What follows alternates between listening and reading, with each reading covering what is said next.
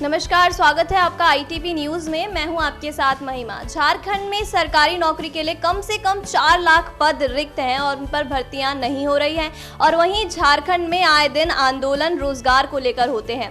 इसी मुद्दे पर चर्चा करने के लिए मेरे साथ मौजूद हैं अमन सर। मैं आपकी राय जानना चाहूंगी कि रोजगार का मुद्दा इतना ठप क्यों पड़ा है? देखिए बिल्कुल, और झारखंड के एंगल से अगर बात करें तो लगातार वहाँ पर विरोध के स्वर मुखर रहे हैं। लगातार जो युवा हैं वो रोज़गार की मांग करते रहे हैं। और सबसे महत्वपूर्ण बात कि खुद हेमंत सरकार ने ये बात कही थी कि जब हम सत्ता में आएंगे तो लोगों को जो युवा बेरोज़गार हैं उनको रोज़गार देंगे और जो भी पद खाली पड़े उनको भरा जाएगा। लेकिन फिलहाल अगर देखें तो लगातार इस पर सिर्फ सियासत हो रही है, क्योंकि 20 महीने का वक्त हो गया। लोग ये कह रहे हैं कि हेमंत सरकार ने कोई रोज़गार नहीं दिया है। लगातार उनसे आंकड़े मांग रहे हैं। जब उनसे पूछा जाता तो वो कहते हैं कि आप आकर आंकड़े गिन लीजिए। लेकिन महत्वपूर्ण सवाल ये है कि सिर्फ आंकड़े गिनवाना या गिनने से मतलब नहीं है, क्योंकि जो लोग खासकर युवा जो नौकरी चाहते हैं, जो लगातार पढ़ाई करते हैं, एजुकेशन प्राप्त करते हैं, ट्रेनिंग करते हैं, अगर उनको रोज़गार नहीं मिलता है तो बड़ी अजीबोगरीब स्थिति हो जाती है। और वो लगातार ये मांग करते हैं कि उनको रोज़गार दिया जाना चाहिए। और इसीलिए लगातार हम देखेंगे तो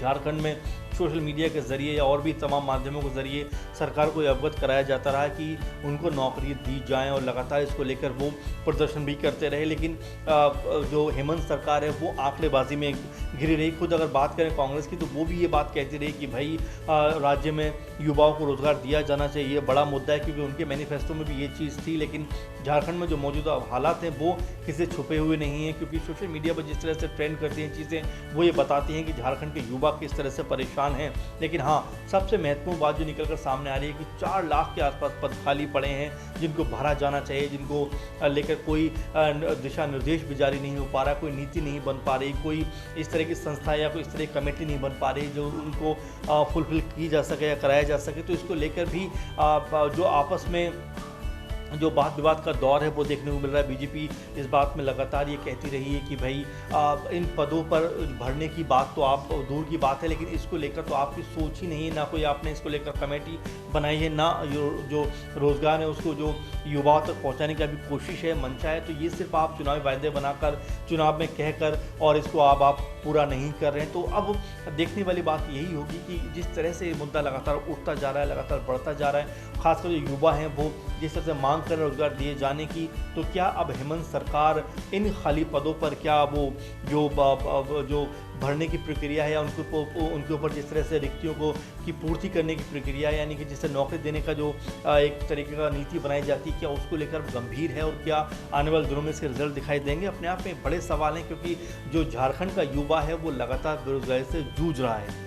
बिल्कुल, आज ही नियुक्ति नियमावली भी पेश की है हेमंत सरकार ने, उसको लेकर भी अब सियासत तेज हो गई है। वहीं भाजपा के, क्योंकि नियुक्ति नियमावली में ये है कि लोकल लैंग्वेज को आना अनिवार्य कर दिया है अभ्यर्थियों को। और वहीं भाजपा का अब इस पर पलटवार ये आया है कि हिंदी भाषा के लिए ये एक अपमानजनक बात है। देखिए बिल्कुल, अगर हम बात करें झारखंड के एंगल से तो जाहिर बात है कि वहाँ पर हिंदी को अगर इस तरह से इग्नोर किया जाएगा तो अपने आप में ये महत्वपूर्ण और बड़ी बात हो जाएगी, क्योंकि बीजेपी ने साफ कहा है कि जो लोकल लैंग्वेज उसको तो आप बिल्कुल जो है आप दर्जा देना चाहते हैं दीजिए, लेकिन साथ में हिंदी को भी रखिए। तो अपने आप में ये मामला अब एक अलग रूप लेता हुआ भी नज़र आ रहा है, क्योंकि भाषा के स्तर पर लगातार वाद विवाद होता रहा है। चाहे साउथ की बात करें या और तमाम क्षेत्रों की बात करें, भाषाओं को लेकर बहुत सारे वाद विवाद होते रहे हैं। और झारखंड भी क्या अब उसकी बानगी झारखंड में भी देखने को मिलेगी। क्या हेमंत सरकार जो है लोकल लैंग्वेज को ही ज़्यादा बढ़ावा देंगे, हिंदी को उसमें शामिल नहीं करेंगे? क्योंकि अपने आप में ये एक बहुत बड़े इशू हैं और लगातार जिस तरह बीजेपी ने इसके ऊपर मुद्दा उठाया है वो यही बता रहे हैं कि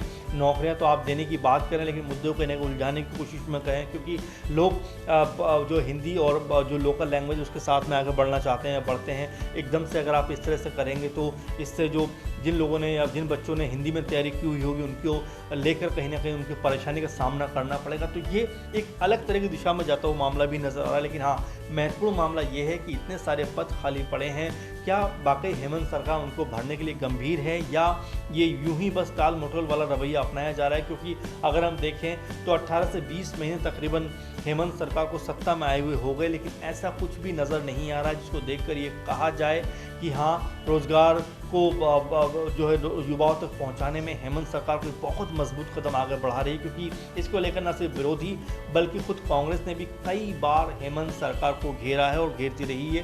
तो अपने आप में ये बड़ा इशू हो हो जाता है और साथ में झारखंड के युवा हैं वो भी आंदोलन करते रहे हैं, वो भी सोशल मीडिया के जरिए लगातार सरकार पर दबाव बनाते रहे। लेकिन अब देखना दिलचस्प और ये होने वाला है कि क्या वाकई जो प्रदेश की स्थिति है यानी झारखंड की जो स्थिति है रोजगार के मामले में, क्या उसमें कुछ सुधार हो पाएगा। बिल्कुल, रिक्त पदों की वजह से सरकारी व्यवस्था चरमरा चुकी है। वहीं आज नियुक्ति नियमावली भी आई है, इस पर आपकी क्या राय है हमें कमेंट बॉक्स में कमेंट कर जरूर बताइए। फिलहाल के लिए बस इतना ही। ज़्यादा जानकारी के लिए बने रहिए हमारे साथ ITV।